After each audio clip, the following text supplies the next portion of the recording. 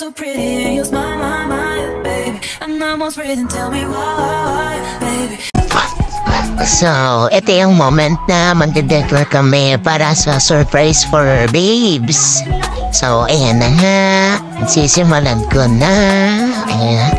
Ano lang, dahil nga nagtitipid kami, dahil wala kaming budget for the decor. So, ayan.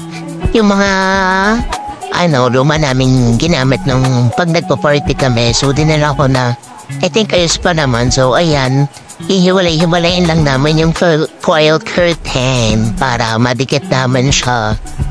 So, ayan, syempre, kailangan natin maging creative sa pagde-design. So, kailangan lahat ng, kulang kami sa gamit. Kasi nga, syempre, hindi kami prepared.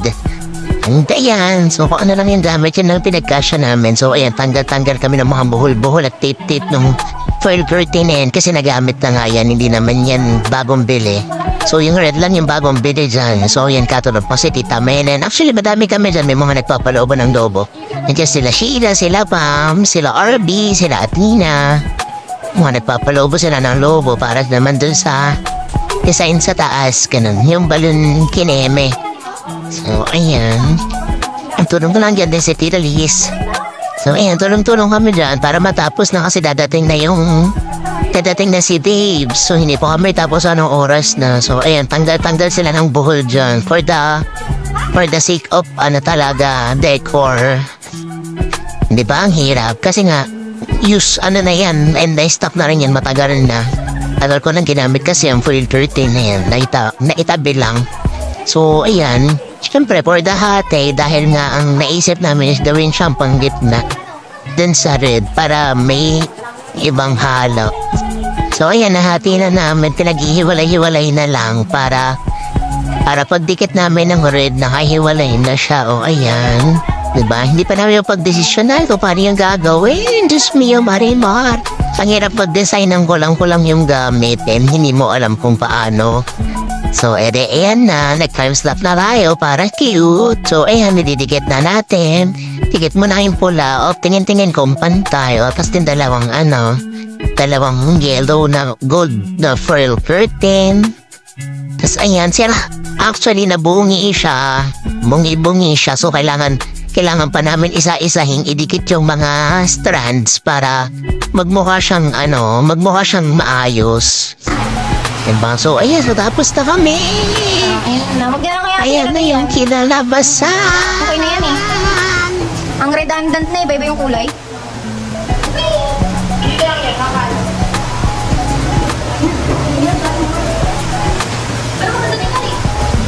Talaga ba? Hindi mo, pangit mong ing-ing. Hindi nag-ano yung kulay. Hindi na nag-ano. Oo. Kasi ano yun yun? Ang pale ng kulay ng logo na yun yun. Kaya nga, let's go! Balipit muna, kalat natin uy. Try mo muna yung ano. Tapos, saan ko sa laptop ko? Ha? Sa laptop ko ako. Hindi. Hindi ko alam. Pero pwede sa laptop talaga yun. Tulog pa naman si ano. Many minutes later. Ayan, wala pa yung ibang food. Hindi pa nalalagay. Gagawin natin ng montage. Ano po yung montage? Yung video na yung full storage na lang. Yan eh.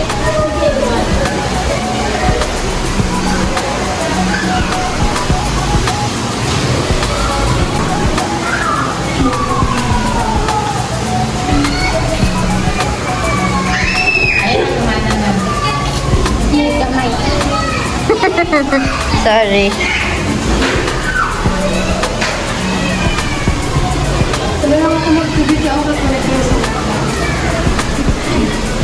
A few inches later.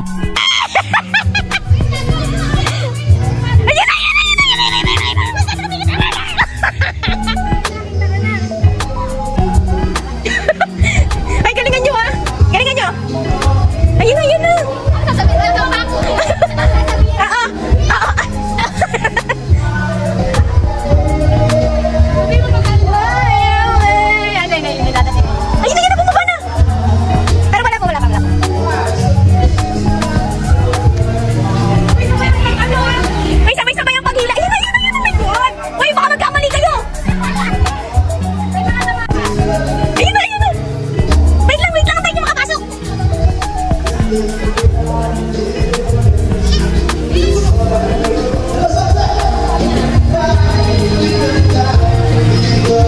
Ayun na, ayun na.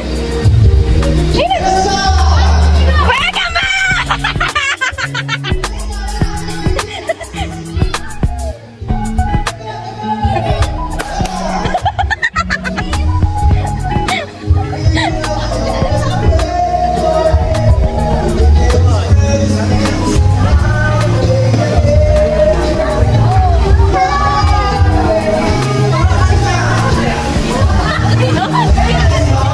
Pinagkasabay mo!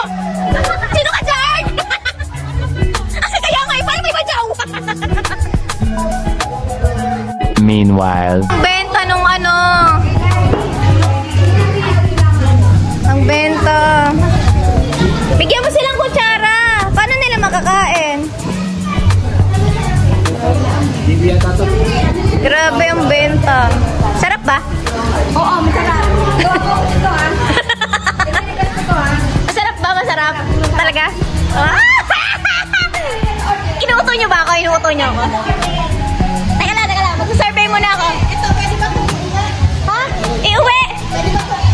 La, tala yung anak mo mag-uwi na isang buong cake. Hindi ko na kakainin yung kapatay kasi. Tayo may lasa, may isa pa akong ganyan. Bago yan, bagong flavor.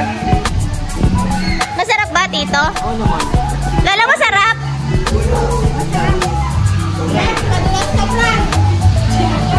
Masarap, isa na lang yun natira.